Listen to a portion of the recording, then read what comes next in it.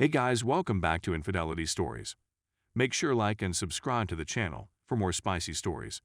Now, let's get into story video. I found out there is no business trip. While she was on business, I, 30 male, wanted to leave a present at her, 27 female, desk at work for her birthday. When I arrived, I discovered that there was no business trip. She had called in ill, as had the coworker who had assured me that I had nothing to worry about. She'd been emailing me images of her hotel room and the places she'd been viewing. I know his wife, so after contacting her on Facebook, I obtained her phone number and spoke with her on the phone. He was on a business trip at the time, and they had been sharing images of comparable sites. That's when I told her what I'd discovered. She remained quiet for a few moments before telling me that he had cheated on her several times and that she had been working on serving him with divorce papers while pretending to be reconciled. She apologized sincerely, but none of this was her fault. She phoned their place of employment on her own to find out. They all said the same thing: he phoned in sick. So, here we are. My girlfriend is still contacting me as usual, claiming to be in a dull meeting. I'm devastated, and my anxiety is at an all-time high, but surprisingly, I'm not sobbing this time. This isn't the first time I've been dumped. I understood what a fool I had been. I spotted the warning lights, but I disregarded them again, believing I simply needed to work on my trust problems. I packed all of her belongings and will wait for her to return tonight. Update 1. App's wife verified that the papers would be served on Monday and that she isn't concerned about any fallout from my addressing my ex. As a result, I confronted her. I'll paraphrase: I know you're not on a business trip. I packed your belongings and placed them outside for you. You'll have to arrange your own transportation from the airport. I am hurt and angered that all we had accomplished together was meaningless to you. I'm hoping he was worthwhile. I'm all screwed up in my brain right now, so I'm not sure when the next update will arrive, but I'll make sure to do so.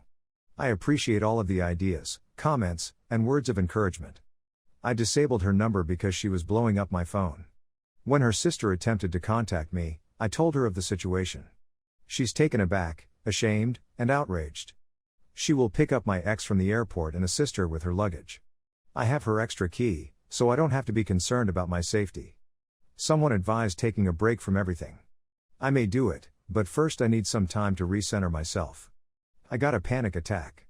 Out of habit, I almost phoned my ex as well. That understanding saddened me even more. This is terrible. Update 2. Their human resources department decided to investigate the query posed by AP's wife, let's call her Jenny, and they found that it sparked a red signal in their company's HR department. Makes sense, you would think a married woman would know her husband was sick at home. As a consequence, the cat has escaped from its cage. She told them what she knew about them. Because I'm my ex's emergency contact, they tracked my phone number and contacted me about half an hour ago to see how she was doing. She had called out sick and hadn't answered the phone in a few days when they tried to reach her. I also told them everything that happened. She was in no way unwell. She had purported to be on a business trip, but she had really lied to me about her whereabouts.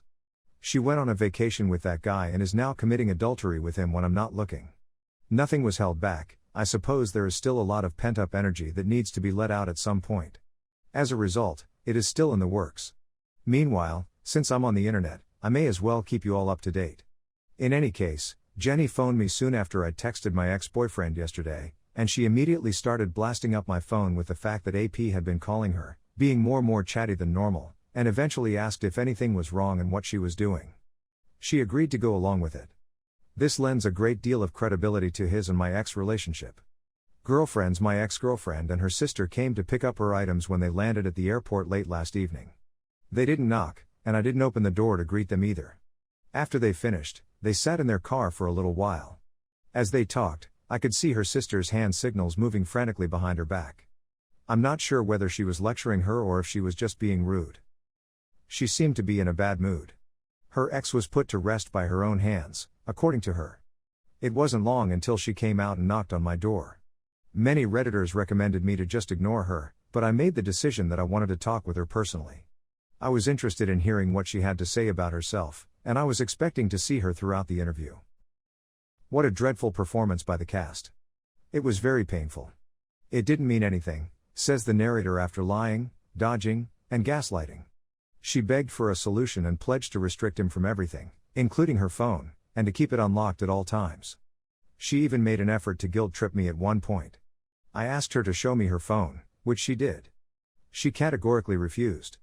She was resolute in her opposition. I'd reached the end of my rope. I told her to stay out of my way and not to get in touch with me again if she did. She burst into tears once again and asked me to hand her phone to me, which she eventually agreed to do. Everything was found using the Facebook Messenger application. Nudity and films are all on the menu. Conversations about me, about how naive I was, about how she felt horrible but was too aroused to care right then and there. My screenshots were supplied to me through email so that I could review them, which I later forwarded to Jenny. I returned her phone and told her that everything had come to an end. I'm not going to deny, seeing her sobbing in such desperation really hurt my heart. But I had to remind myself that she isn't sorry she cheated, she is just disappointed that she was caught cheating. She was well aware of my prior infidelity and how distressing it had been for me at the time of the affair. It didn't make a difference in the outcome. She was willing to take the chance of squandering 5 years of their life together. And for what purpose is it being used? It was then that I closed the door, spoke on the phone with my parents for a few minutes, and sobbed myself to sleep. I reassured Jenny that I was there to help her if she needed it, and that she was welcome to stay with me and my brother if she needed a place to rest her head. I'm already looking forward to what today will bring. On the time being, I'm at a loss for what to do with myself. I'm not even able to fall asleep again. Update 3, Jenny, AP's wife, notified me that both AP and my ex were sacked from their jobs. Not only that, but he was served with divorce papers on the same day.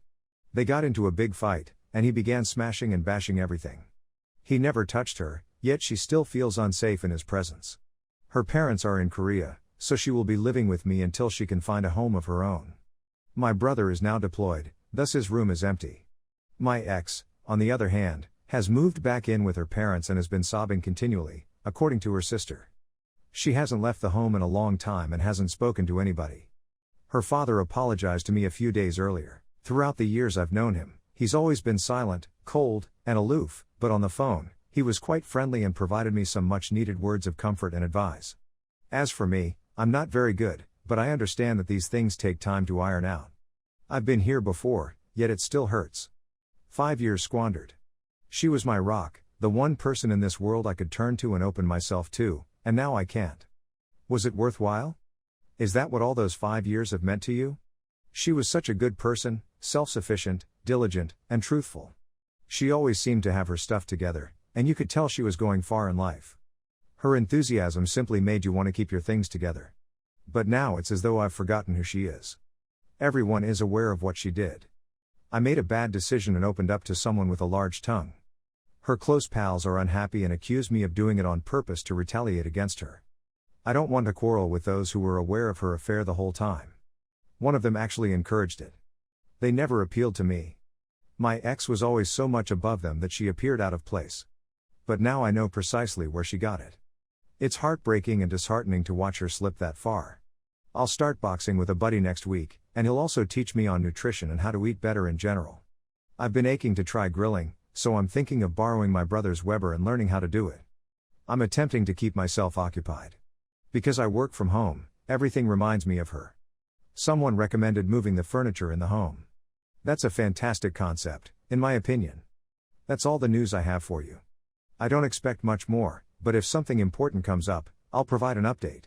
Thank you very much for all of your help, generosity, and guidance.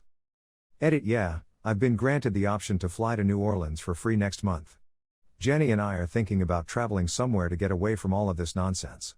We've never there, and we're both foodies, so this may be precisely what we're looking for.